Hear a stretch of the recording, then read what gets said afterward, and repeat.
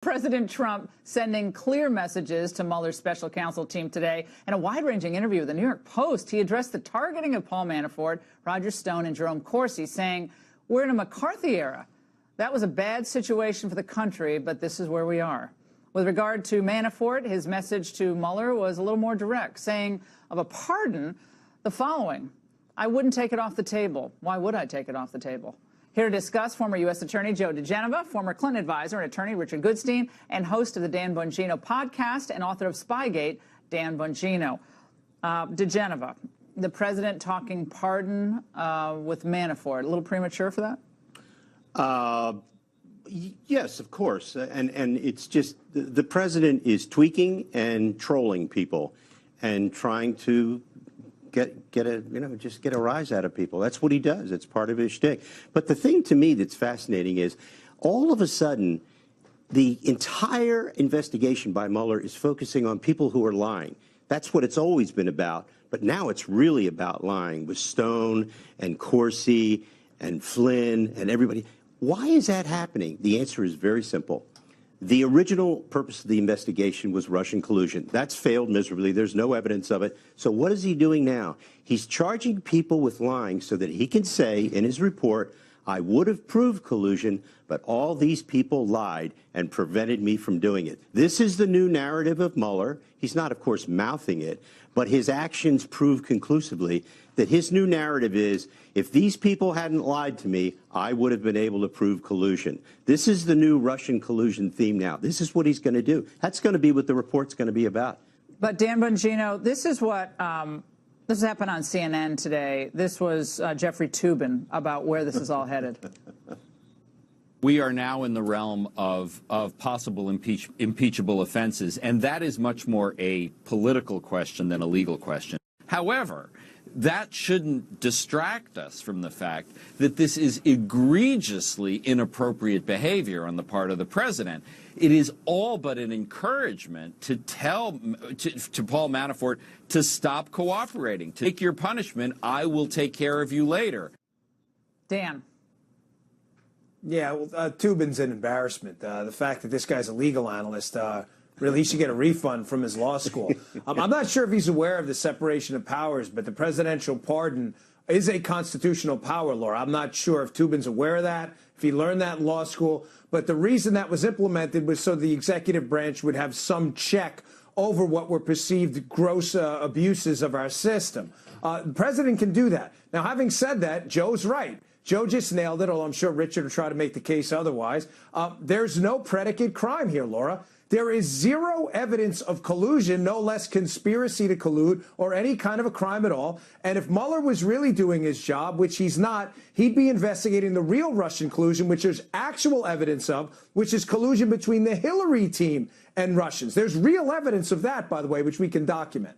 Well, Richard, it came up tonight that they're upset about Manafort's Ukrainian business dealings, which I guess go back some years, involving a lot of different people, including one Russian oligarch that is so mad that he's suing Manafort, I think, for $10 million, that he thinks we got ripped off. But how did we get here? I mean, where is all this thought of Russian collusion? We're talking about Russian meddling, and it was all being coordinated, one would think, out of Trump headquarters. And now we're this poor old Jerome Corsi. I mean, this is where it is. Right. Can we just talk about this McCarthyism charge just for a second? I actually don't. So you don't want to address? No, I'll get back to this. Just 1 second. I don't think Donald Trump knows what McCarthyism is. McCarthyism was when you were making charges without evidence, and all Mueller's doing is having evidence to back up charges. He wouldn't be getting all these convictions and pleas and indictments if he wasn't able to take his evidence to a grand jury or petty jury. And I think he's talking about browbeating. That's what he seems to be complaining about. Okay. And I don't remember either of you complaining when Ken Starr basically set up Monica Lewinsky, got her in a room, had her crying, wouldn't let her, see a lawyer. Somehow I don't remember Starr's kind of sympathizers complaining about that, what Donald Trump's complaining about. I think that is a fair point. Right. And I have actually addressed that as someone who's had some time to think about this. And I think prosecutors exist to get convictions. I mean, there are some good prosecutors out there. But all I'm saying is, let's step back a minute and see where this started, how it started, and whether we're seeing from some maybe well-intentioned people some really egregious abuses of prosecutorial authority. Here's the predicate that I would say there's two questions that Mueller needs to answer. The WikiLeaks, again, stolen stuff that Donald Trump trumpeted 115 times on the campaign trail. WikiLeaks Podesta emails dropped within an hour. Within an hour, it's computer. It actually is computer privacy. President Trump talking about it, obviously. Well, he's using ill-gotten gains. They dropped those emails within an hour after Access Hollywood.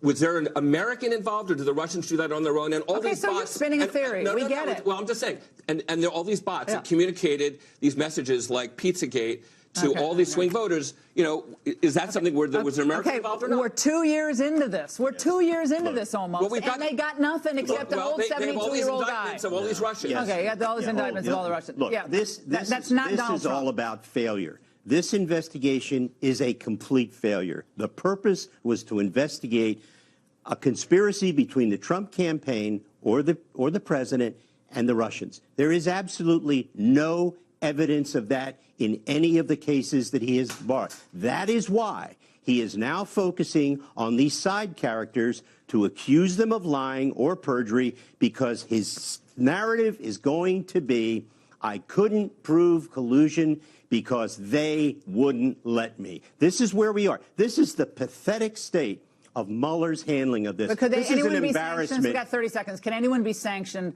in the Justice Department for how this has gone down, or in Mueller's team? Well, this requires a federal grand jury to investigate the conduct. Where's our Attorney General? We need one right now. And let's see what the report says, please. We're speculating wildly about something we don't really know what we're talking about. I know what it's going to say. Okay. They wouldn't let me do my job. All right, guys. I want another hour of this whole